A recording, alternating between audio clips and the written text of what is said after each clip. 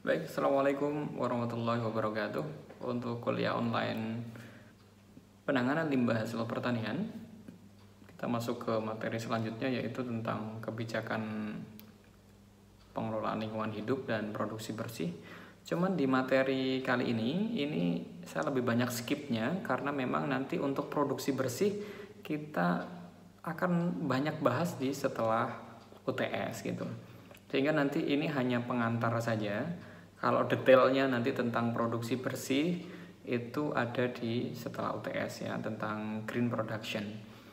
Nah, diikutin dulu tentang materi ini, tentang materi yang pengantarnya untuk kebijakan. Misalkan nanti ada beberapa istilah yang kurang paham, silakan ditulis saja di kolom komentar. Kemudian nanti bisa kita diskusikan. Silakan diikuti. Well, kita akan melanjutkan materi kita tentang policy, tentang kebijakan, yaitu kebijakan pengelolaan lingkungan hidup dan produksi bersih. Ini lebih banyak nanti berbicara tentang undang-undang, karena ini menyangkut tentang kebijakan, biasanya ini berkenaan dengan peraturan-peraturan.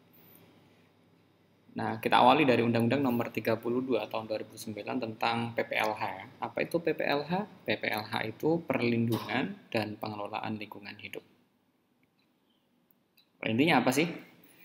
PPLH itu upaya sistematis dan terpadu yang dilakukan untuk melestarikan fungsi lingkungan hidup dan mencegah terjadinya pencemaran dan atau kerusakan lingkungan hidup yang meliputi, ingat ini meliputinya yang terpenting, planning, kemudian ya perencanaan, pemanfaatan, pengendalian, pemeliharaan, pengawasan, dan penegakan hukum yang terpenting.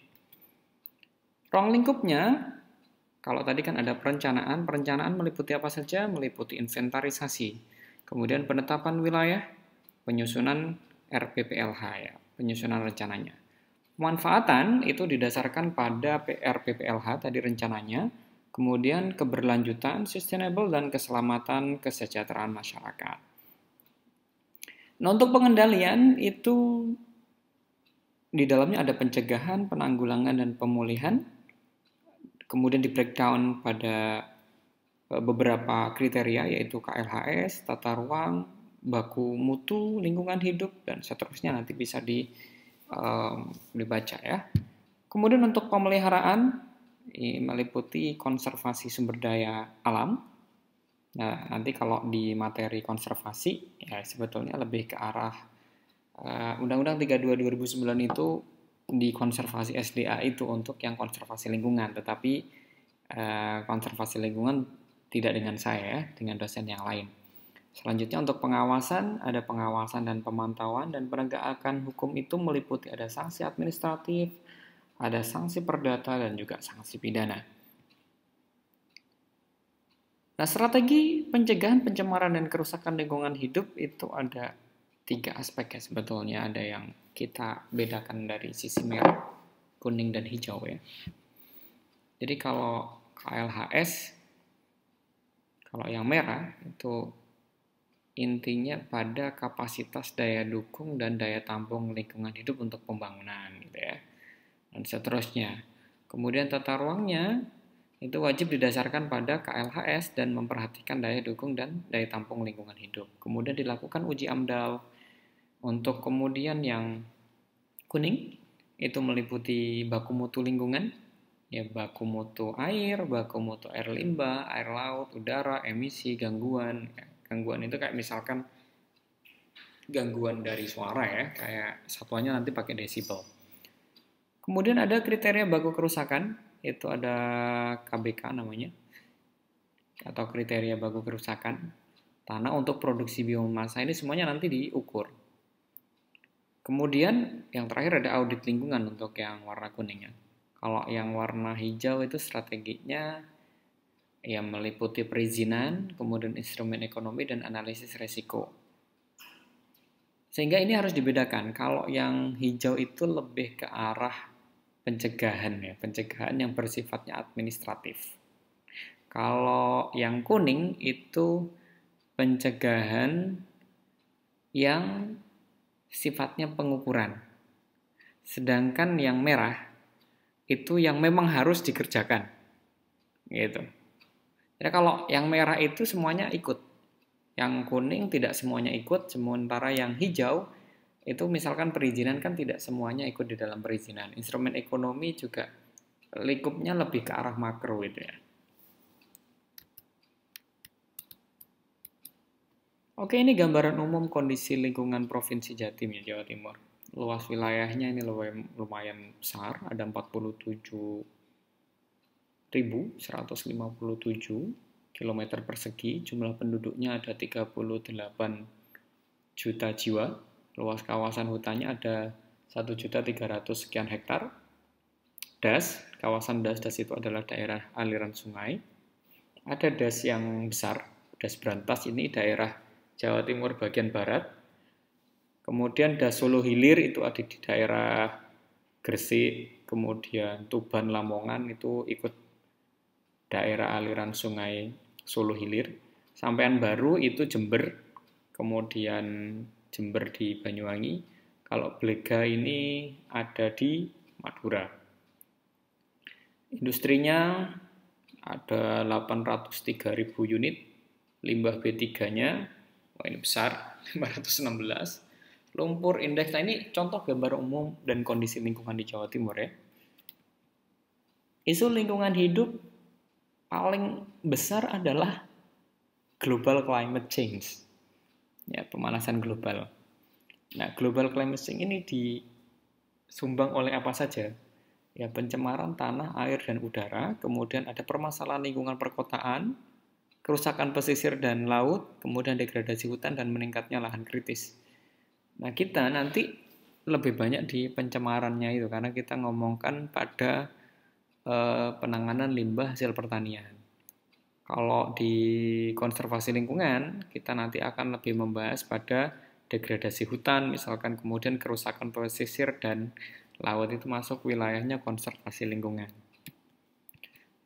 Isu-isu aktual, ini ada isu internal ya. Ini amanat Undang-Undang 32 tahun 2009 tentang PPLH.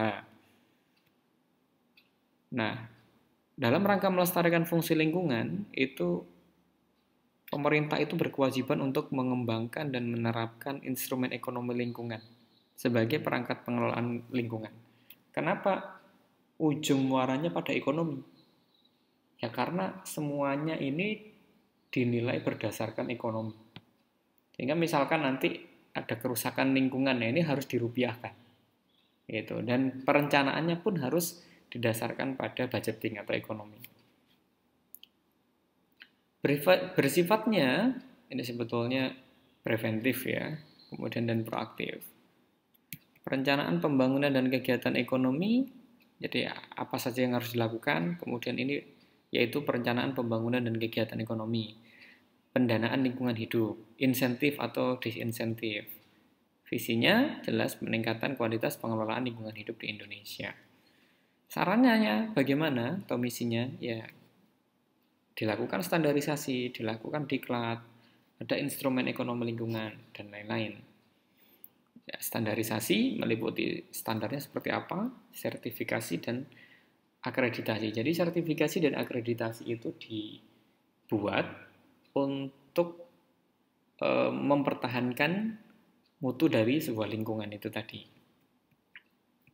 Itu tadi eksternal, sedangkan yang tadi internal, kemudian yang eksternal adalah ada agenda World Summit for Sustainable Development WWSSD ini isu eksternal di mana ini isu global. Kemudian dari peran standar internasional tentang manajemen sistem manajemen lingkungan atau SML dan juga produksi bersih. Nanti untuk produksi bersih kita akan kupas tuntas di setelah UTS. Itu kita ngomongkan produksi bersih mulai dari setelah UTS sampai menjelang UAS, itu ngomongkan produksi bersih. Ada changing unsustainable production and consumption, ini ngomongkan isu-isu eksternal.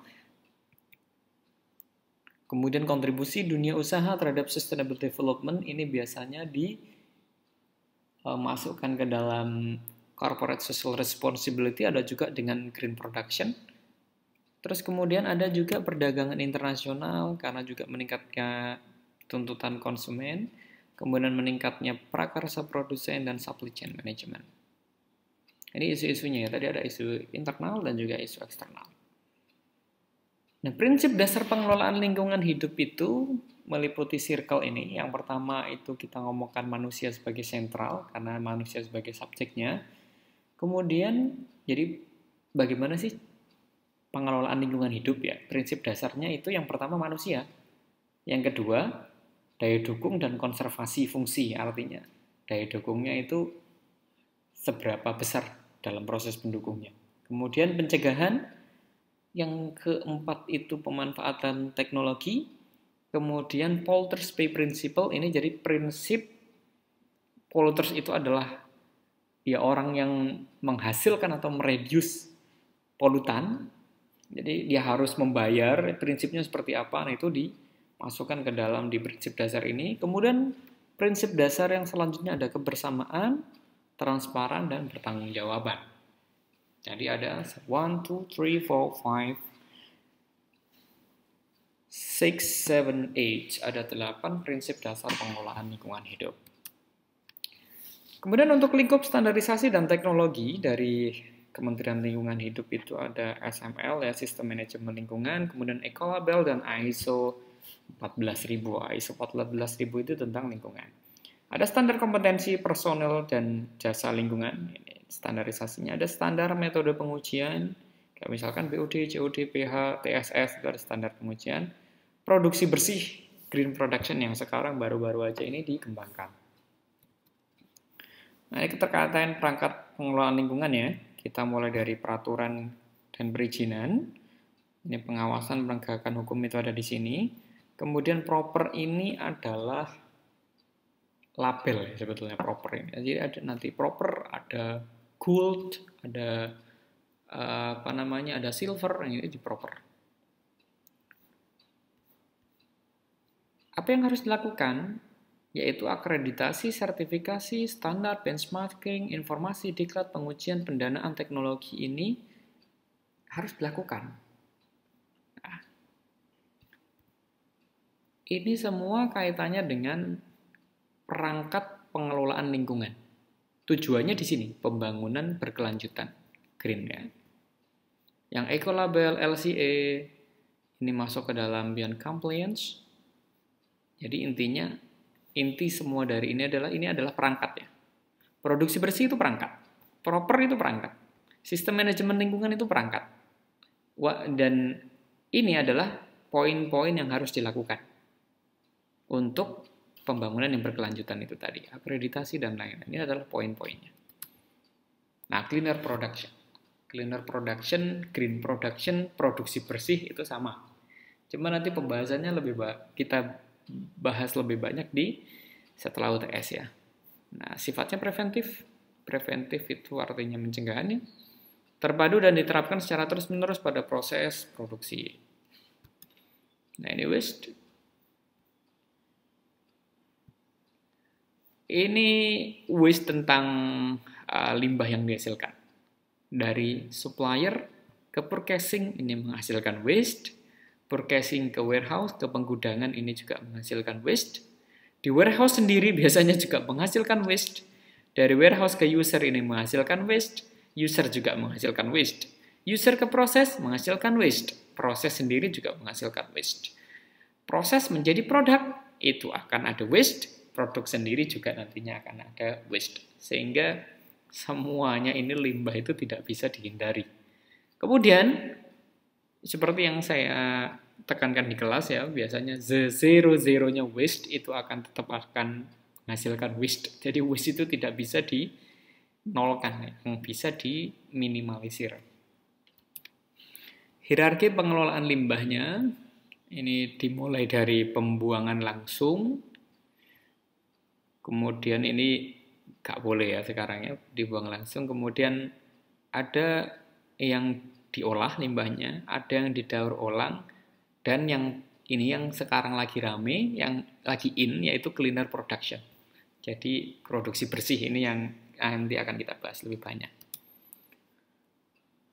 Lingkaran setan end of pipe. Ini artinya yang tidak bisa dihilangkan ya sampai dengan sekarang. Jadi limbah cair misalkan. Pengelolaan limbah cair menghasilkan limbah padat. Jadi siklus ini akan terus terjadi. Pengertian produksi bersih, ini produksi bersih itu strategi lingkungan terintegrasi ya, ke pencegahan, lebih ke pencegahan. Kemudian produksi bersih itu adalah pendekatan win-win solution, artinya sama-sama menghasilkan solusi yang terbaik buat bisnis dan juga lingkungan. Jadi pengelolaan lingkungan memberikan manfaat bagi perusahaan, perusahaan juga akan memberikan manfaat kepada lingkungan.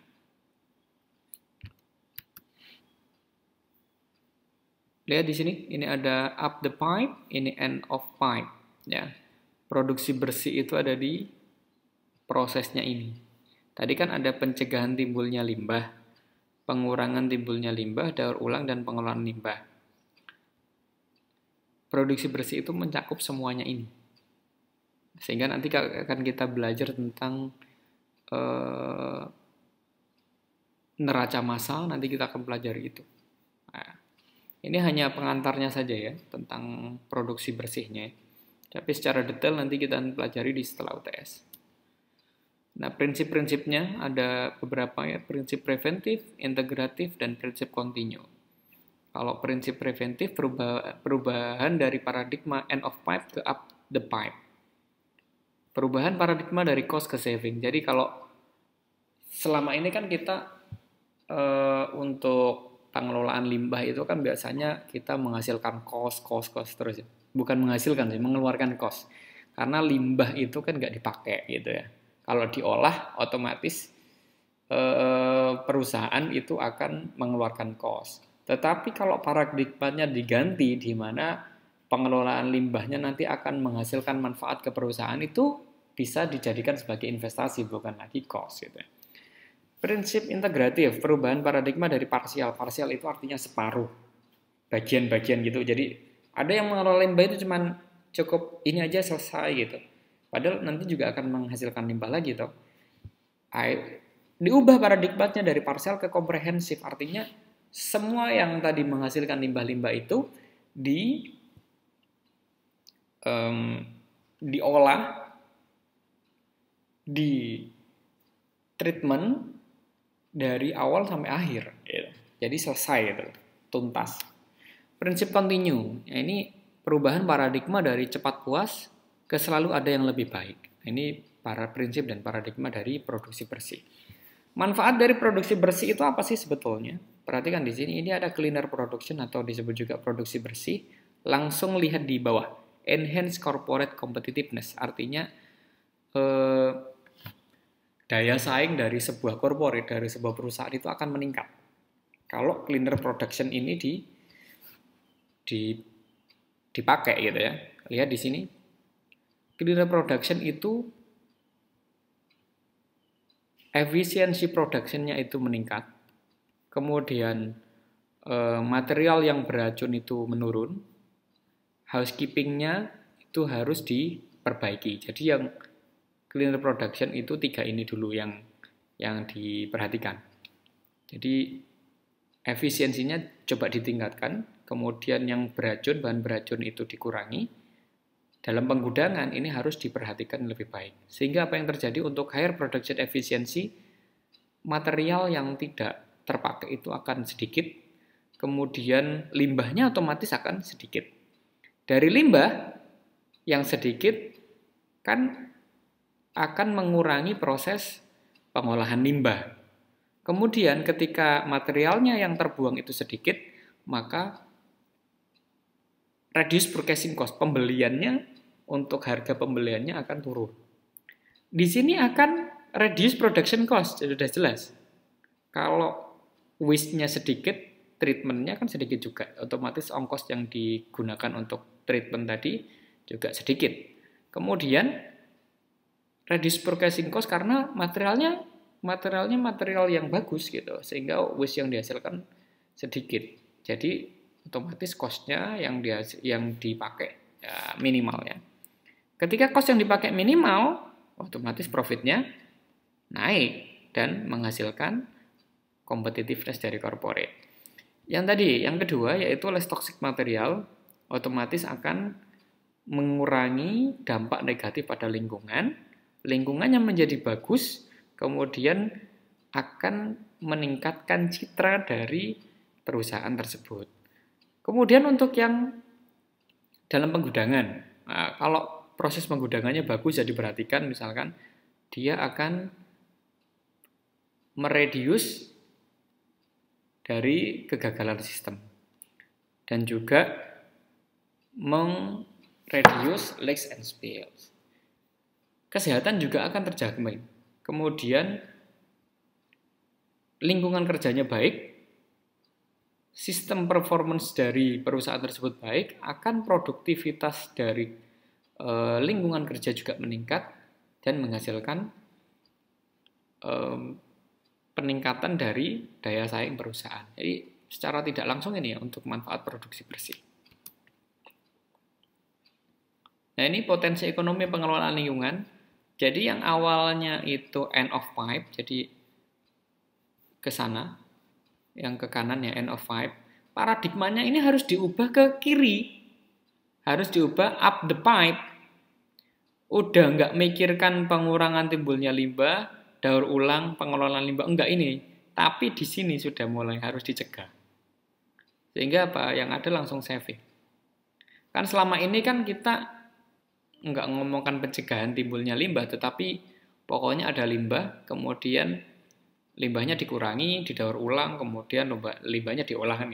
Ini cara yang tradisional, cara yang lama. Yang sekarang ini bagaimana limbahnya itu udah dicegah, gitu ya.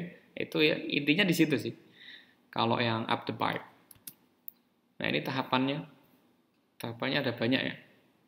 Produksi bersih, pengorganisasian, ada pemeriksaan awal, penulisan rencana, kemudian dirinci lagi, kemudian rekomendasinya ada apa saja, kemudian dilakukan analisis kelayakan, ditulis laporannya, usulnya diterapkan, diukur hasil penerapannya, kemudian kalau udah bagus dipelihara. Nah, PDCA, Plan, Do, Check, Act. Nah itu P-nya plan, ini juga plan, ini planning. Do, check, act. Ya, act itu aksi. Nah ini diagram alur prosesnya. Ada input, proses, dan output. Inputnya ada energi, ada kemasan, ada bahan pembantu, ada proses. Outputnya bisa getaran, MMI ya. MMI itu satuan untuk getaran. Atau Richter lah kalau di ini. Richter, tapi nanti Richter beda sama MMI. MMI itu cuma 1, 2, 3, 4. Richter nanti semakin tinggi semakin besar juga itu. Sama sih dengan MMI. Tapi biasanya kalau getaran itu lebih banyak menggunakan Richter. Tapi untuk di pabrik itu MMI. Richter itu untuk gempa. Ini pencemaran udara, terutama ini gas. Ini sulit mengukurnya. Limbah padat, produk, bising ini ya kayak misalkan kereta api itu output dari proses ini ya, transportasi, limbah cair, bau, dan lain-lain. Ini diagram proses untuk limbah yang dihasilkan.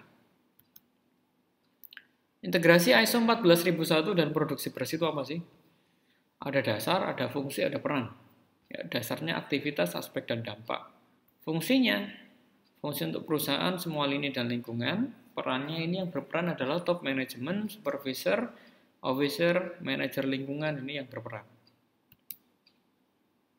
Integrasinya ini tetap tadi ya. Alat toolsnya Green Company produksi bersih treatment. Nanti bisa dibahas atau dibaca sendiri ya. Nah, integrasi proper. Lihat di sini. Kalau proper itu kan itu sebetulnya di rating. Proper itu nanti muncul ini black, red, blue, green, gold ini ya. Perusahaan itu kalau diuji menggunakan proper. Itu. Apa yang dicek di proper? Ya ini water pollutant, marine pollution, air pollution, ya. Hazardous waste, ini hazard itu potensi bahaya, Kemudian environmental management system, resource management and conservation. Nah, ini semuanya itu di rating berdasarkan ini, black, red, blue, green, gold. Kalau yang black otomatis dia tidak memperhatikan ini semua ya, ini perusahaan. Nah, bagaimana untuk mendapatkan green sama gold ini? Ya paling enak itu menggunakan cleaner production atau produksi bersih. Ya, green production. Apa yang harus dilakukan? Ini 4R, reduce, reuse, recycle, dan recovery. Itu untuk mendapatkan gold. Nah ini. Kalau masih black, red, sama blue, ini biasanya dia paradigmanya masih menggunakan paradigma end of pipe, bukan yang tadi, yang sebelah kiri ya, yang saving. Bukan up the pipe, jadi end of pipe. Ini kriterianya, nanti bisa dibaca sendiri. Integrasi produksi dan pengelolaan limbah. Ini saya pikir juga jelas. Ini manfaatnya apa? Ya, tadi, enhance corporate competitiveness, yaitu meningkatkan citra perusahaan. Ya. Meningkatkan kepedulian karyawan, mencegah dan mengurangi resiko lingkungan. Lingkungan ini juga meningkat kinerjanya. Inilah intinya meningkatkan daya saing. Misinya ini bisa dibaca sendiri. Misi ekolabelnya, ekolabel itu ini bisa dibaca ya. Oke.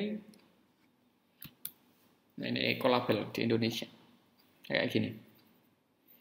Ini makna logonya, kemudian konsep visual ini bisa dibaca. Ini struktur kriteria ekolabel, ada beberapa persyaratan. Ya. Ya, yang terpenting itu adalah nanti kita ngomongkan di green production. Jadi kebijakannya apa? Tadi kebijakannya. Kebijakannya intinya nanti ke SML dan green production, penerapan sistem manajemen lingkungan dan produksi bersih. Terima kasih.